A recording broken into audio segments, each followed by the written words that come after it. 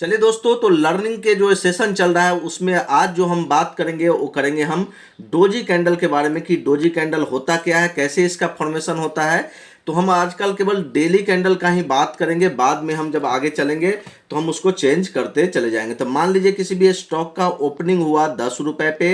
High जो लगा है वो 12 रुपये का हाई लगा है, और जो लो लगा है वो 8 रुपये का लो लगा है। मतलब जितना ओपन के बाद जितना ऊपर गया है उतना ही नीचे भी आया है, तो हम बोलेंगे कि वो डेली कैंडल स्टिक पे वो डोजी कैंडल बना है, और जहाँ पे ओपनिंग हुई है घूम फिर करके वहीं पे क्लोजिंग हो गई है। मान लीजिए 10 रुपये पे ओपनिंग हुई और प्राइस 12 रुपये तक गया दिन के दौरान, और दिन के दौरान फिर नीचे 8 रुपये 8.5 रुपये के आसपास तक गया, और जो क्लोजिंग हुई वो 10 रुपये के आसपास ही जाकर के हो गई। तो न तो यहाँ पे ग्रीन कैंडल बनेगा न रेड कैंडल बनेगा, एक कलरलेस कैंडल होगा, और उसी को हम डोजी कैंडल बोलते हैं। इसको हम ट्रेंड रिवर्सल पैटर्न भी बोलते हैं। जैसे मान लीजिए कोई स्टॉक ऊपर की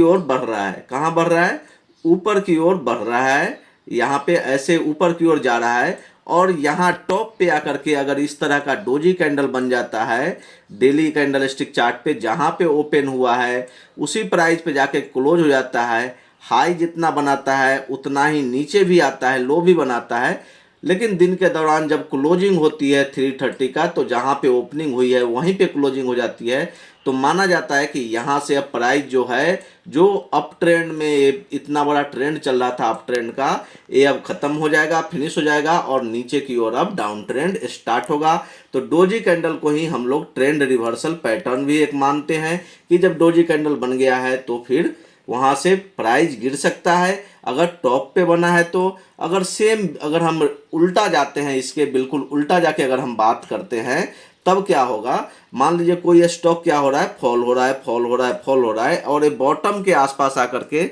अगर डोजी कैंडल बन जाता है तो ये माना जाता है कि अब डाउनफॉल फिनिश हो जाएगा, अब स्टॉक का प्राइस ऊपर की ओर जाएगा। तो आपको ये समझ में आ गया होगा कि डोजी कैंडल क्या होता है, डोजी कैंडल को क्यों ट्रेंड रिवर्सल पैटर्न बोलते हैं, क्योंकि यहाँ पे बायर और सेलर दोनों क्या होते हैं, दोनों कंफ्यूज हो जाते हैं, इसलिए ट्रेंड का रिवर्सल हो जाता है। Thank you.